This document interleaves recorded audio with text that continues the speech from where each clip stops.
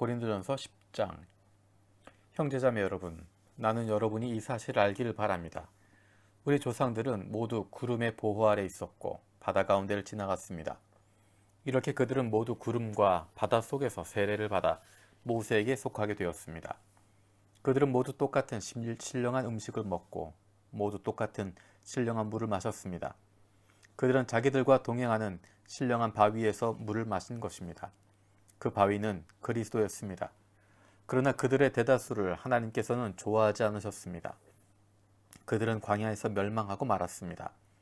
이런 일들은 우리 조상들이 악을 좋아한 것과 같이 우리가 악을 좋아하는 사람이 되어서는 안 된다는 것을 우리에게 가르쳐주는 본보기가 되었습니다. 그들 가운데 얼마는 우상을 숭배했습니다. 성경에 기록하기를 백성들이 앉아서 먹고 마셨으며 일어서서 춤을 추었다 하였습니다. 여러분은 그들과 같이 우상 숭배자가 되어서는 안 됩니다. 간음하지 맙시다. 그들 가운데 얼마가 간음을 하였고 하루에 2만 3천 명이나 쓰러져 죽었습니다. 그리스도를 시험하지 맙시다. 그들 가운데 얼마는 그리스도를 시험하였고 뱀에게 물려서 죽었습니다. 그들 가운데 얼마가 불평한 것과 같이 불평하지 마십시오. 그들은 파멸시키는 이에게 멸망을 당한 것입니다. 이런 일들이 그들에게 일어난 것은 본보기가 되게 하려는 것이며 그들이 기록된 것은 말세를 만난 우리에게 경고가 되게 하려는 것입니다. 그러므로 서 있다고 생각하는 사람은 넘어지지 않도록 조심하십시오. 여러분은 사람이 흔히 겪는 시련 밖에 다른 시련을 당한 적이 없습니다. 하나님은 신실하십니다. 여러분이 감당할 수 있는 능력 이상으로 시련을 겪는 것을 하나님께서 허락하지 않으십니다. 하나님께서는 시련과 함께 그것을 벗어날 길도 마련해 주셔서 여러분이 그 시련을 견뎌낼 수 있게 해주십니다. 그러므로 나의 사랑하는 여러분, 우상 숭배를 멀리 하십시오. 나는 지각 있는 사람들에게 말하듯이 합니다. 내가 하는 말을 판단하십시오. 우리가 축복하는 축복의 잔은 그리스도의 피에 참여함이 아닙니까? 우리가 떼는 빵은 그리스도의 몸에 참여함이 아닙니까? 빵이 하나이므로 우리가 여럿일지라도 한 몸입니다. 그것은 우리가 모두 그 한 덩이 빵을 함께 나누어 먹기 때문입니다. 육신상의 이스라엘 백성을 보십시오. 제물 먹는 사람들은 그 제단에 참여하는 사람이 아닙니까? 그러니 내가 무엇을 말하려는 것입니까? 우상은 무엇이고 우상에게 바친 제물은 무엇입니까? 아무것도 아닙니다. 이방 사람들이 바치는 제물은 귀신에게 바치는 것이지 하나님께 바치는 것이 아닙니다. 여러분이 귀신과 친교를 가지는 사람이 되는 것을 나는 바라지 않습니다. 여러분은 주님의 잔을 마시고 아울러 귀신들의 잔을 마실 수는 없습니다. 여러분은 주님의 식탁에 참여하고 아울러 귀신들의 식탁에 참여할 수는 없습니다. 우리가 주님을 질투하시게 하려는 것입니까? 우리가 주님보다 힘이 세다는 말입니까? 모든 것이 다 허용된다고 사람들은 말하지만 모든 것이 다 유익한 것은 아닙니다. 모든 것이 다 허용된다고 사람들은 말하지만 모든 것이 다 덕을 세우는 것은 아닙니다. 아무도 자기의 유익을 추구하지 말고 남의 유익을 추구하십시오. 시장에서 파는 것은 양심을 위한다고 그 출처를 묻지 말고 무엇이든지 다 먹으십시오. 땅과 거기에 가득 찬 것들이 다 주님의 것이기 때문입니다. 불신자들 가운데서 누가 여러분을 초대하여 거기에 가고 싶으면 여러분 앞에 차려놓은 것은 무엇이나 양심을 위한다고 하여 묻지 말고 드십시오. 그러나 어떤 사람이 이것은 제사에 올린 음식입니다 하고 여러분에게 말해주거든 그렇게 말해준 사람과 그 양심을 위해서 먹지 마십시오. 내가 여기에서 양심이라고 말하는 것은 내 양심이 아니라 다른 사람의 양심입니다. 어찌하여 내 자유가 남의 양심의 비판을 받아야 하겠습니까? 내가 감사하는 마음으로 참여하면 내가 감사하는 그 음식 때문에 비방을 받을 까닭이 어디에 있습니까? 그러므로 여러분은 먹든지 마시든지 무슨 일을 하든지 모든 것을 하나님의 영광을 위하여 하십시오.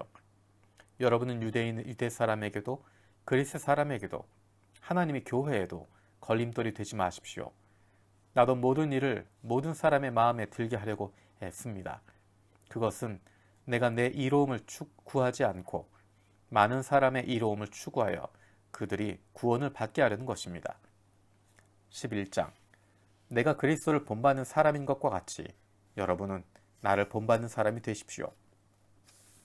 여러분이 나를 모든 면에서 기록하며 기억하며 또 내가 여러분에게 전해준 대로 전통을 지키고 있으니 나는 여러분을 칭찬합니다. 그런데 각 남자의 머리는 그리스도요, 여자의 머리는 남자요, 그리스도의 머리는 하나님이신 것을 여러분이 알기를 바랍니다. 남자가 머리에 무엇을 쓰고 기도하거나 예언하는 것은 자기 머리를 부끄럽게 하는 것입니다. 그러나 여자가 머리에 무엇을 쓰지 않은 채로 기도하거나 예언하는 것은 자기 머리를 부끄럽게 하는 것입니다. 그것은 머리를 밀어버린 것과 꼭 마찬가지입니다. 여자가 머리에 아무것도 쓰지 않으려면 머리를 깎아야 합니다. 그러나 머리를 깎거나 미는 것이 여자에게 부끄러운 일이면 머리를 가려야 합니다. 그러나 남자는 하나님의 형상이요 하나님의 영광이니 머리를 가려서는 안 됩니다. 그러나 여자는 남자의 영광입니다. 남자가 여자에게서 난 것이 아니라 여자가 남자에게서 났습니다. 또 남자가 여자를 위하여 지으심을 받은 것이 아니라 여자가 남자를 위하여 지으심을 받았습니다. 그러므로 여자는 천사들 때문에 그 머리에 권위의 표를 지니고 있어야 합니다. 그러나 주님 안에서는 남자 없이 여자가 있지 않고 여자 없이 남자가 있지 않습니다. 여자가 남자에게서 난 것과 마찬가지로 남자도 여자의 몸에서 났습니다.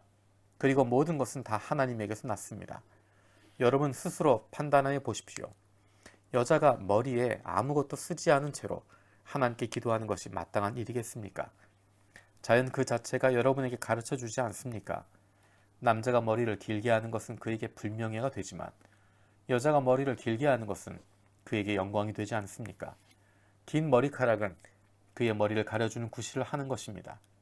이 문제를 두고 논쟁을 벌이려고 생각한 사람이 있을지 모르나 그런 풍습은 우리에게도 없고 하나님의 교회에도 없습니다.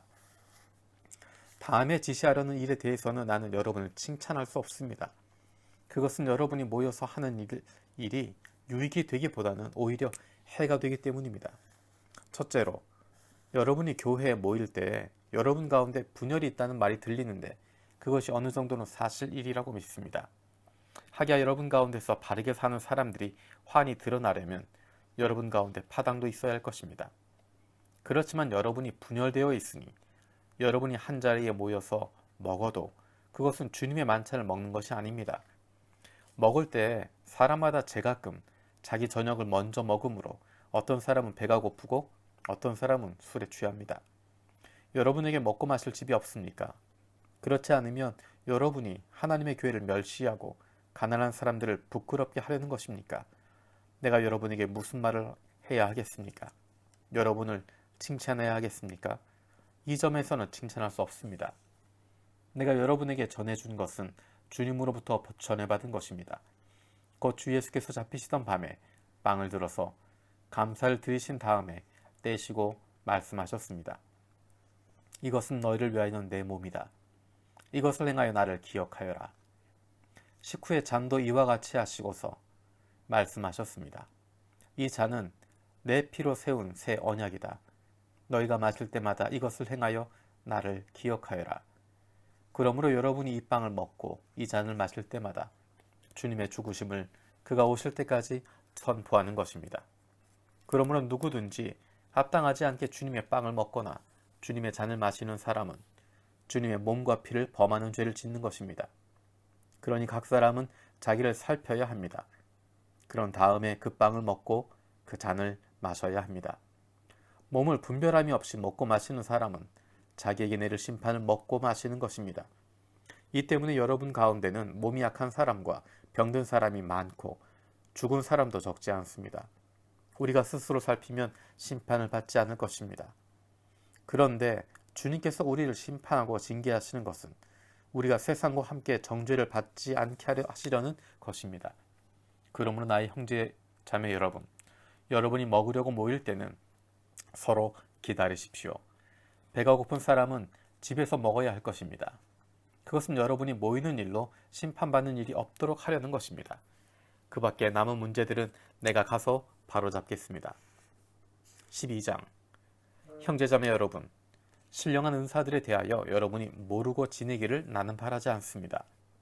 알다시피 여러분이 이방 사람일 때에는 여러분은 이리저리 끄는 대로 말 못한 우상에게로 끌려다녔습니다. 그러므로 나는 여러분에게 알려드립니다. 하나님의 영으로 말하는 사람은 아무도 예수는 저주를 받아라 하고 말할 수 없고, 또 성령을 힘입지 않고서는 아무도 예수는 주님이시다 하고 말할 수 없습니다. 은사는 여러 가지나 그것을 주시는 분은 같은 성령이십니다. 섬기는 일은 여러 가지지만 섬김을 받으시는 분은 같은 주님이십니다. 일의 성과는 여러 가지지만 모든 사람에게서 모든 일을 하시는 분은 같은 하나님이십니다. 각 사람에게 성령을 나타내 주시는 것은 공동 이익을 위한 것입니다. 어떤 사람에게는 성령을 통하여 지혜의 말씀을 주시고, 어떤 사람에게는 같은 성령을 따라 지식의 말씀을 주십니다. 어떤 사람에게는 같은 성령으로 믿음을 주시고, 어떤 사람에게는 같은 성령으로 병 고치는 은사를 주십니다. 어떤 사람에게는 기적을 행하는 능력을 주시고, 어떤 사람에게는 예언하는 은사를 주시고, 어떤 사람에게는 영을 분별하는 은사를 주십니다.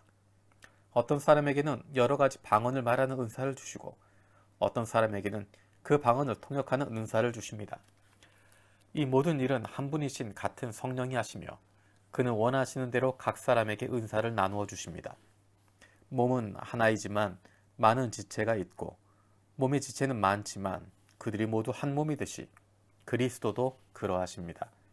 우리는 유대 사람이든지 그리스 사람이든지 종이든지 자유인이든지 모두 한 성령으로 세례를 받아서 한 몸이 되었고, 또 모두 한 성령을 마시게 되었습니다.